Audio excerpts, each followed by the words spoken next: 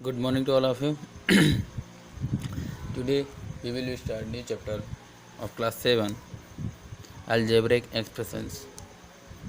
तो algebraic expressions क्या होते हैं, सबसे पहले इसको समझते हैं। इसके लिए सबसे पहले हमें ये समझना चाहिए कि algebraic expression कैसे बनता है।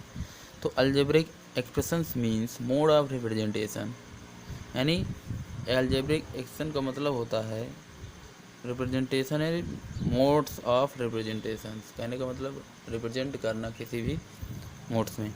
इन our daily life we come across patterns and formula which solve our problems, यानी हमारे रेगुलर लाइफ में कई सारे पैटर्न्स और फार्मूले आते हैं जिनसे हम प्रॉब्लम को सॉल्व करते हैं। दीज पैटर्न्स और formula can be generalize to suit many situations. ये जो प्रॉब्लम्स होती हैं इनको हम मैनी सिचुएशन से जनरलाइज करके फार्मूले के द्वारा क्या करते हैं, सॉल्व करते हैं। जैसे एग्जांपल है, देखिए, we had to gone to market to buy a chocolate. The cost of a chocolate is ₹25, cost of 2 chocolate is 50 and cost of 3 chocolate are 75.00 and so on. Now if we want to buy more chocolate, how to find out the cost. जैसे कहने का मतलब है कि जैसे आपने एक chocolate purchase की ₹5 की, 2 चॉकलेट परचेज की 50 की, 3 75 की, और आपको और भी चॉकलेट परचेज करनी है। तो अब इसमें क्या करेंगे, जैसे मैंने नंबर ऑफ़ चॉकलेट आप परचेज करते हैं तो क्या करते हैं, 1 की कॉस्ट से जितनी आपने परचेज की उतने के क्या करते हैं, मल्टीप्लाई करते हैं। यहाँ पर जैसे कॉस्ट ऑफ 1 चॉकलेट है 1 × 25, cost of 2 chocolate 2 × 25, cost of 3 chocolate 3 × 25। ठीक है। So we have seen the cost number of chocolate into 25। ये आपको जनरलाइज आपको पता है, ये आपको बताया गया है कि आपको नंबर ऑफ चॉकलेट से जो कॉस्ट ऑफ 1 चॉकलेट उसे मल्टीप्लाई कर देना है, तो हमें नंबर ऑफ चॉकलेट की कॉस्ट पता चल जाती है। Now if we want to buy some chocolate, यानी यहाँ जैसे हमें सम चॉकलेट परचेज करनी है, उनका कोई नंबर नहीं है। Let us say that number is why. जैसे मान लीजिए नंबर क्या है, Y. So cost of Y number of chocolate is equal to Y into ₹25। कहने का मतलब जब हमने number of Y chocolate purchase की तो जो cost of Y number of chocolate होगी वो क्या होगा, Y into ₹25। This made of representation is generalization to solve the problem. This is called algebraic expressions. कहने का मतलब है जो ये मोड है रिप्रेजेंटेशन का सॉल्व करने के लिए जो प्रॉब्लम सॉल्व करते हैं, this is called algebraic expressions. ठीक है। कहने का मतलब सिर्फ इतना है कि जब कोई एक ऐसा नंबर जो वेरिएबल हो, वाई क्या है आपका, एक वेरिएबल है, 25 कांस्टेंट है, इसको अभी समझाएंगे। जैसे सेकेंड एग्जांपल आप देखिए, there is a series of number 5, 10, 15, 20 and 25 डेट है। Here we have seen the first term is 5, that is 1 into 5, where 1 is the number of term. Second term will be 2 into 5, third term will be 3 into 5 and so on, ऐसे चल रहा है। Now we try to find out what would be the nth term. We use generalized formula for nth term tends to n into 5. Now if we try to find out the successor or predecessor of any term, how to find out। जब हम इनका successor producer find करेंगे तो कैसे निकालेंगे, इसके लिए क्या करेंगे, सक्सेसर निकालेंगे तो मल्टीप्लाई करेंगे टर्म का, प्रोड्यूसर निकालेंगे तो डिवाइड कर देंगे टर्म के according. We have observed this in this series. हमने इस सीरीज में ये ऑब्जर्व किया कि third of the series is 15। जो सीरीज का थर्ड टर्म है वो 15 है। तो let us try to find out the successor and predecessor of number 15। Successor of 15 is 20, और वी कैन से 3 into 5 plus 5, where 3 is the number of term. Predecessor of 15 is 10, और we can say the predecessor 3 into 5 minus 5। यानी अगर 15 का प्रोडिसेसर देखें तो 10 होता है, सक्सेसर 20 होता है, यानी सक्सेसर में 5 ऐड हो रहा है और प्रोडिसेसर में 5 माइनस हो रहा है। बल्कि 3 is the number of term, जबकि जो 3 है वो नंबर ऑफ टर्म है। प्रोडिसेसर ऑफ 15 इज 10, और we can say that similarly if we try to find out the predecessor and successor of nth term, we can say nth term is equal to n into 5, या successor of nth term is equal to n into 5 plus 5, predecessor of nth term is equal to n into 5 minus 5।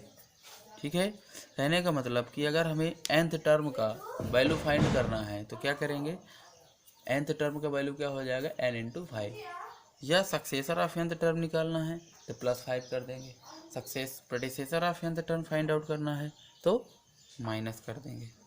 ठीक है, अब देखिए algebraic expressions क्या हैं।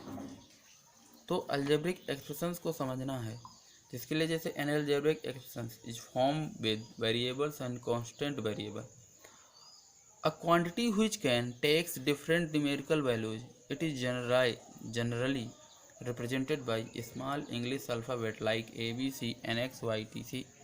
Its value is not fixed। ठीक है, यानी कहने का मतलब सिर्फ इतना है कि जो अलजेब्रिक एक्सप्रेशंस होता है वो वेरिएबल और कांस्टेंट से मिलकर बनता है। और वेरिएबल्स क्या होते हैं, वेरिएबल्स आपके इंग्लिश अल्फ़ाबेट होते हैं। इंग्लिश अल्फ़ाबेट का मतलब है कि जैसे ABCD यानी कुल मिलाकर आप A to Z जो पढ़ते हैं। ठीक है, तो यहाँ पर अगर हम बात करें अलजेब्रिक एक्सप्रेशन, ठीक है, तो अलजेब्रिक एक्सप्रेशन क्या करता है, कंटेन करता है वेरिएबल एंड कांस्टेंट। ठीक है, कांस्टेंट। ठीक है, वेरिएबल क्या होते हैं, वेरिएबल आपके इंग्लिश अल्फ़ाबेट होते हैं। क्या होते हैं, इंग्लिश अल्फ़ाबेट। और कांस्टेंट क्या होते हैं, कांस्टेंट आपके वो होते हैं जो वैल्यू फिक्स होती है। यानी इंग्लिश अल्फ़ाबेट यानी कुल मिलाकर वेरिएबल की वैल्यू फिक्स नहीं होती है और कांस्टेंट की वैल्यू फिक्स होती है। जैसे आपके नेचुरल नंबर हो गए, होल नंबर हो गए। ठीक है, ये आपके कांस्टेंट होते हैं। जैसे आप पढ़ते हैं 1 2 3 डेट। अब इंग्लिश जो वेरिएबल्स होते हैं, इट्स वैल्यू यानी कहने का मतलब it's value is not fixed. इनकी जो वैल्यू होती है फिक्स नहीं होती है, जबकि कांस्टेंट की वैल्यू क्या होती है, कांस्टेंट की वैल्यू फिक्स होती है। ठीक है, हम जैसे मान लीजिए कोई अलजेब्रिक एक्सप्रेशन लिखना चाहें, जैसे मान लीजिए 6y, तो अब यहाँ पर 6 ये फिक्स है, y फिक्स नहीं है। यहाँ आप 6y की जगह 6a भी ले सकते हैं। अलजेब्रिक एक्सप्रेशन बनाने के वेरिएबल कोई भी आप ले सकते हैं, लेट कर सकते हैं, क्योंकि वेरिएबल लेट किया जाता है। तो लेट करने के लिए आप A to Z कोई भी लेट करेंगे। बट अगर आपको 6a की जगह 6y लिखना है तो यहाँ पर क्या चेंज हुआ, आपका a की जगह y हो गया। अब 6b भी राइट कर सकते हैं। तो इसका मतलब देखिए कांस्टेंट आपका फिक्स है जबकि वेरिएबल फिक्स नहीं है। तो आप कह सकते हैं कि value of constant is fix and value of variables is not fix. ठीक है, तो अब आपको समझना है कि अलजेब्रिक एक्सप्रेशन क्या है। तो लिख सकते हैं इसकी डेफिनेशन कि combination of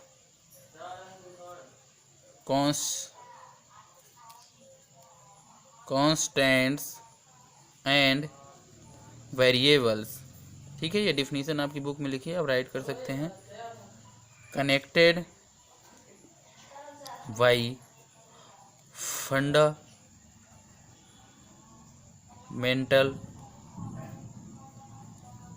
operations, that is जैसे फंडामेंटल ऑपरेशंस क्या होते हैं, plus minus multiply and divide, ये आपके फंडामेंटल ऑपरेशंस होते हैं।